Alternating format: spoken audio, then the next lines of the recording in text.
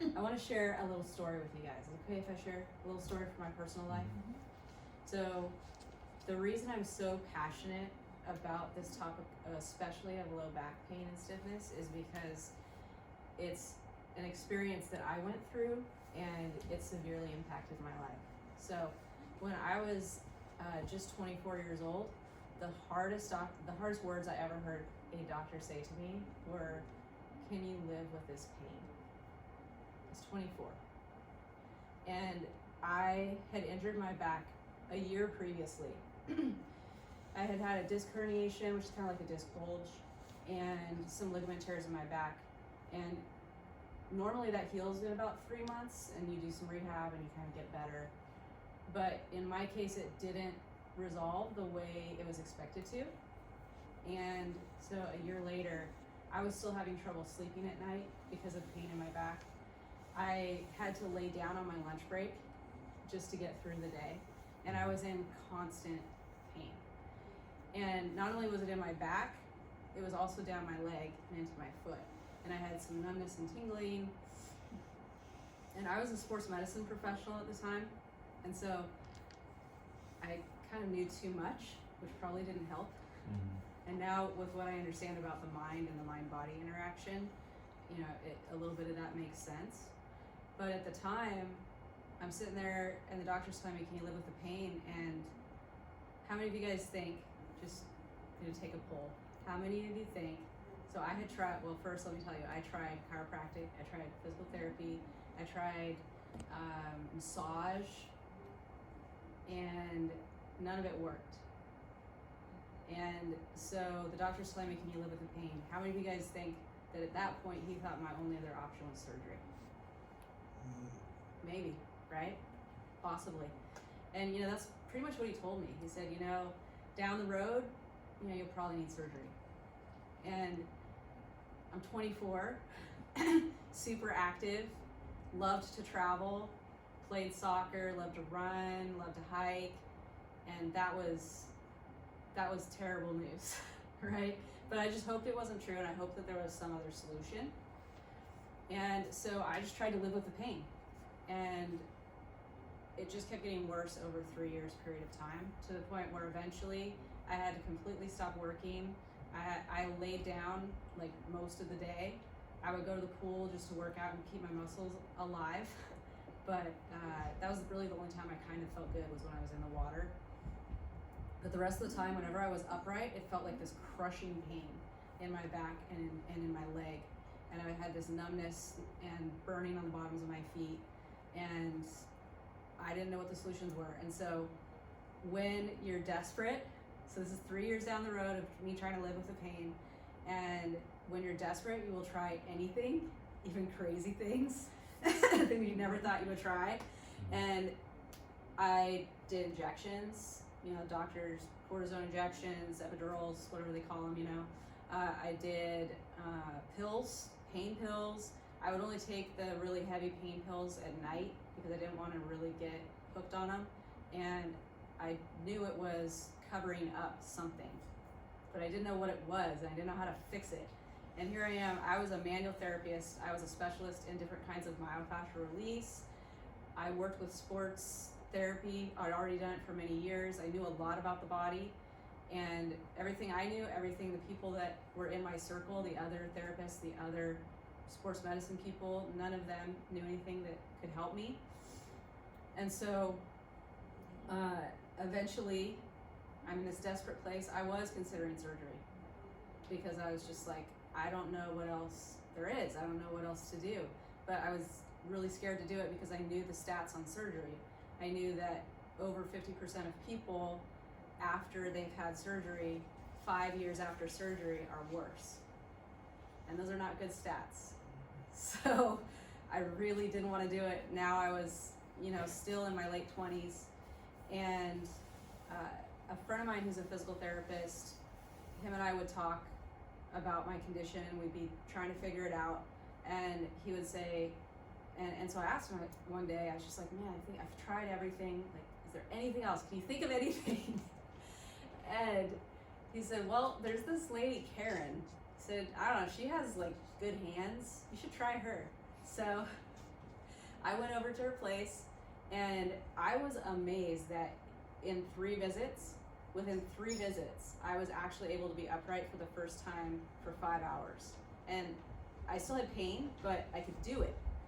And it was strange to me. I didn't understand what she was doing because it felt like she was barely touching me. And I'm used to heavy pressure kind of massage, athletic background.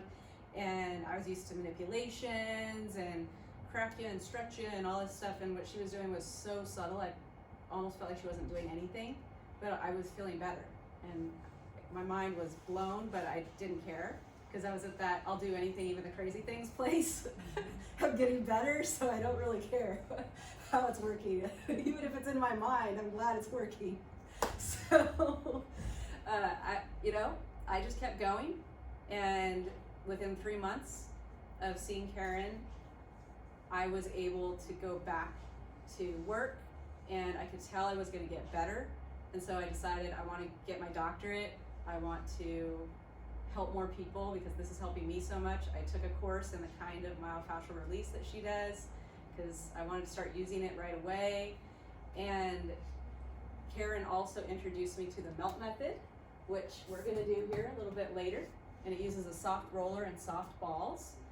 And it's a great way to, whatever you're doing for your back, to help your body keep making positive changes in between whatever treatments you're getting or whatever exercise that you do. The other amazing thing about melt is that you get immediate changes in your body. And the thing that was so empowering for me, because I was coming from a place of such disability, that as I was getting better with Karen, I remember I would go to the store for grocery shopping and I would have to split up my trips to like 2 different days because I couldn't even walk around the whole store. And I would lean on my shopping cart. And I was just like, this is so strange because I feel like what I imagine somebody who's 100 years old would feel like. But the cool thing about melt is that it was something that I could instantly feel better throughout my day, and it empowered me and encouraged me, and it was actually helping my body. So it was a combination. It was the work with Karen, it was the melt. I went and got trained in how to do melt because I could just tell it was helping me so much, wanted to help other people. And then at a certain point, Karen told me that she thought I was ready to start doing some exercise. And keep in mind now, I had been disabled for a year in severe pain.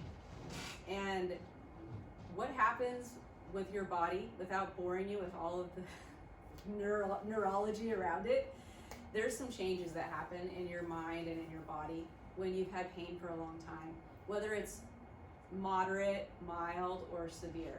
And one of the things that changes is your brain and your body start to lose that connection, and they're not as well connected. And so then when you're trying to exercise, it's very easy to actually injure yourself or make things worse because you're not even aware of where your hips are compared to your chest, and you can't feel it, and you need somebody to kind of help you to feel it and be in your body again. And so it was a very strange experience for me because I played college soccer. I've been an athlete all my life, and I started going to this Pilates instructor because Karen had recommended Pilates. And she's telling me to do these exercises where I'm moving my pelvis independent from my rib cage, and I could not feel the difference. And it was very strange for me because I was such an athletic person. And she's telling me to do these little movements, and it was really hard for me. And I actually needed her feedback. I needed her to say, a little tap here. Oh, it's this muscle. Like, oh, I can't figure out how to contract that muscle. I can't get it to fire, And so it was a process of reintegrating my body and my mind. It was a process of releasing connective tissue and muscle that had gotten tight. And it actually, I got back to a normal life relatively quickly, but to be pain-free actually took me, I would say, about 5 years. And that's actually pretty normal for someone who's had severe chronic pain. And what the stats are about surgery are that people that don't have surgery and they do non-surgical interventions are better 5 years later than the people that have surgery. So it's on track with the stats, but what we're finding here is we're starting to get some faster turnaround for people with chronic pain because of all the things I learned on the journey.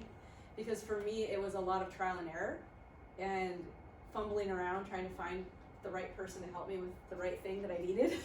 But so through that journey, I've been able to identify a clear path, kind of a blueprint for people that have pain in their back.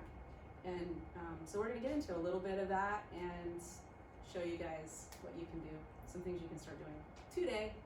So excited to show you.